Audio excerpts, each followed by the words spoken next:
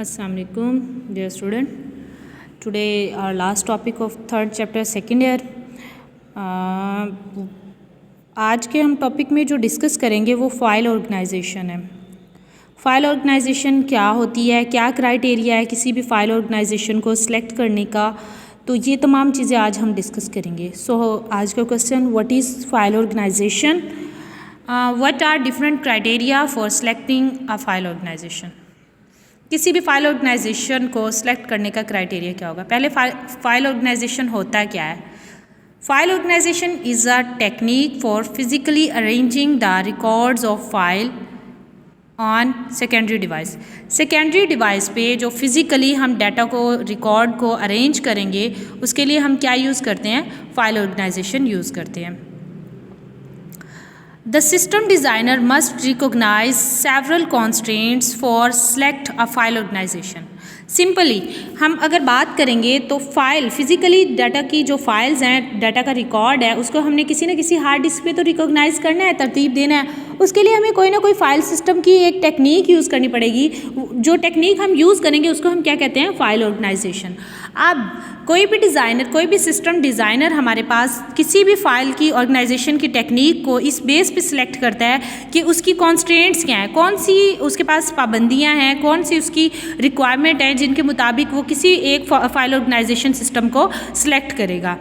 वो पाबंदियाँ कौन सी हैं वो हम देख लेते हैं। द कॉन्स्ट्रेंट्स इंक्लूड फॉलोइंग, वो ये हैं। सबसे पहले है physically characteristic of secondary storage device, यानी हमारी जो सेकेंडरी डिवाइस है उसकी खसूसियात क्या हैं। फिर अवेलेबल ऑपरेटिंग सिस्टम, हमारे पास जो ऑपरेटिंग सिस्टम हम यूज़ करेंगे फाइल को मैनेज करने के लिए वो कौन सा है। Third, user required from storing and accessing data. अब यूज़र को किस किस्म का डाटा स्टोर करना है और एक्सेस करना है। अब different file system, distribute file system हमारे पास है, डिफरेंट ANF डिफरेंट हमारे पास मौजूद हैं। हम उनको यूज़ किस लिए करेंगे और कैसे करेंगे ये हमारा डिपेंड करता है हमारी ज़रूरियात पे। अब जैसे हमारे पास हडूब फाइल प्रोसेसिंग सिस्टम है, एग्जांपल ले लेते हैं गूगल की। गूगल हडूब यूज़ करता है। हडूब क्यों यूज़ करता है, क्योंकि उसका सिस्टम डेडिकेटेड नहीं है बल्कि शेयर्ड सिस्टम है। जब उसे शेयर्ड सिस्टम है उसने कौन सा यूज़ कर लिया, हडूब कर लिया। सिंगल के लिए हम अलग यूज़ करेंगे। इस तरह डिफरेंट फाइल ऑर्गेनाइजेशन सिस्टम हमें टेक्निक्स, या यूँ कह लें कि फाइल्स को स्टोर करने की हमारे पास डिफरेंट टेक्निक्स मौजूद हैं, लेकिन हम किस बेस पे उनको यूज़ करेंगे, किस बेस पे सिलेक्ट करेंगे, अपनी डाटा की कैरेक्टरिस्टिक पे। तो कैरेक्टरिस्टिक को देखते हुए हम क्या क्राइटेरिया सिलेक्ट करते हैं। सबसे पहले the criteria for selecting file organisation system, हम कौन सा सिस्टम, कौन सा फाइल ऑर्गेनाइजेशन टेक्निक यूज़ करेंगे उसके लिए हम ये क्राइटेरिया देखते हैं। First, fast access for data retrieval, जो हम डाटा स्टोर कर रहे हैं वो फास्टली क्या हो, हमें रिट्रीव हो, हासिल हो, हमें भी और यूज़र को भी। Second, high throughput for processing transaction, के जो प्रोसेस हमारे पास जो ट्रांजैक्शन हो वो उनकी थ्रूपुट क्या हो, बहुत फास्ट होनी चाहिए। उसके बाद थर्ड हमारे पास आ जाता है efficient use of storage space, हम स्पेस का एफिशिएंटली यूज़ हो, ये ना करें कि हमारी स्पेस पड़ी हुई है और हमने इस मेथड से डाटा को स्टोर किया कि हमारी वेस्टेज हो रही है, बल्कि इस तरीके से डाटा को ऑर्गेनाइज करें कि हमारी स्पेस जो है वो कम्पैक्ट मेथड से क्या हो, यूज़ हो।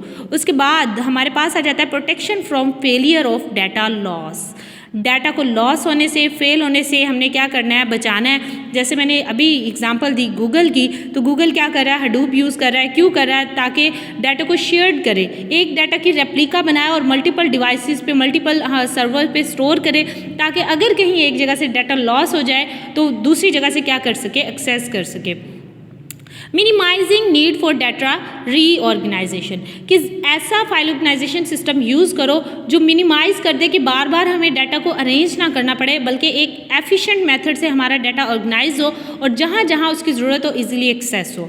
सिक्योरिटी फ्रॉम अनऑथोराइज यूज़, ऐसा फाइल ऑर्गेनाइजेशन सिस्टम यूज़ करें जिसे अनऑथोराइज पर्सन एक्सेस ना कर सकें, सिक्योरिटी ज़्यादा से ज़्यादा प्रोवाइड करें। इन क्राइटेरिया, इन खसूसियात की बेस पे हम किसी भी फाइल ऑर्गेनाइजेशन सिस्टम को सिलेक्ट करते हैं। सेकेंड टॉपिक हमारा है briefly describe the implementation of phase of database development process. Database development के डिफरेंट प्रोसेस हैं, जिसमें हमारे पास सबसे लास्ट में आता है इम्प्लीमेंटेशन। आपने कोई सिस्टम डिज़ाइन किया, सिस्टम डिज़ाइन का हमने SDLC पढ़ा था, सिस्टम डेवलपमेंट लाइफ साइकिल, जिसमें हमने कहा था सबसे पहले हम क्या करते हैं, रिक्वायरमेंट लेते हैं, उसके बाद उसको रिक्वायरमेंट लेने के बाद एनालिसिस करते हैं, एनालिसिस करने के बाद आया क्या क्या रिक्वायरमेंट हमने पूरी करनी है, उसके बाद हमारा सिस्टम डिज़ाइन होता है, डिज़ाइन करने के बाद कोडिंग की जाती है, कोडिंग के बाद हम उसको क्या करते हैं, टेस्टिंग करते हैं, टेस्टिंग के बाद लास्ट हमारे पास जो आती है स्टेज इम्प्लीमेंट की आती है। इम्प्लीमेंट करने का टाइम कब आता है, हमारे पास इम्प्लीमेंट का टाइम, अब अगर कोई सॉफ्टवेयर आपके पास फाइनली डेवलप हो गया, उसको आपने चेक भी कर लिया टेस्ट होने के बाद, अब उसको मार्केट में आपने क्या करना है, इम्प्लीमेंट करना है, या जिस ऑर्गेनाइजेशन के लिए बनाया वो ऑर्गेनाइजेशन अब उसको इम्प्लीमेंट करना चाह रही है, वो फेज़ लास्ट फेज़ जो आती है वो इम्प्लीमेंटेशन की आती है। The database system is implement after it has been design and developed. Database system में जैसे ही आपका सिस्टम डिज़ाइन और डेवलप हो जाता है वो इम्प्लीमेंट कर दिया जाता है। The system install and execute for the user. तो अब जो सिस्टम बन गया वो किसके लिए इंस्टॉल होगा और किसके लिए यूज़ किया जाएगा, यूज़र्स के लिए। द इम्प्लीमेंटेशन में require a particular type of computer such as server. अब यहाँ पे वो इसमें मेन थीम जो बताता है वो ये कहता है कि आपको एक सिस्टम को इम्प्लीमेंट करने के लिए डिफरेंट टाइप्स के आपको सर्वर चाहिए होंगे, नेटवर्क हार्डवेयर चाहिए होगी, मल्टीपल लोकेशंस पे आपको एक्सेस देनी होगी, उसके लिए आपको डेटाबेस चाहिए होगी कि आपके पास शेयर्ड हो, उसके अलावा आपको कुछ डेटाबेस एडमिनिस्ट्रेटर चाहिए होंगे, नेटवर्क एडमिनिस्ट्रेटर चाहिए होंगे जो वर्किंग करेंगे इकट्ठे किस चीज़ को, आपके सिस्टम को फुलफिल करने के लिए तमाम, यानी आपका सिस्टम को सक्सेसफुल बनाने के लिए।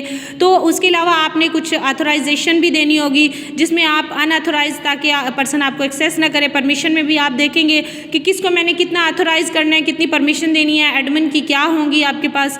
इसके अलावा आपका अगर कोई यूज़र है उसको आपने कितनी देनी है। फॉर एग्जांपल आप अगर बात करते हैं एडमिनिस्ट्रेटर की, उसके पास तमाम डाटा आपकी एक्सेस होगी।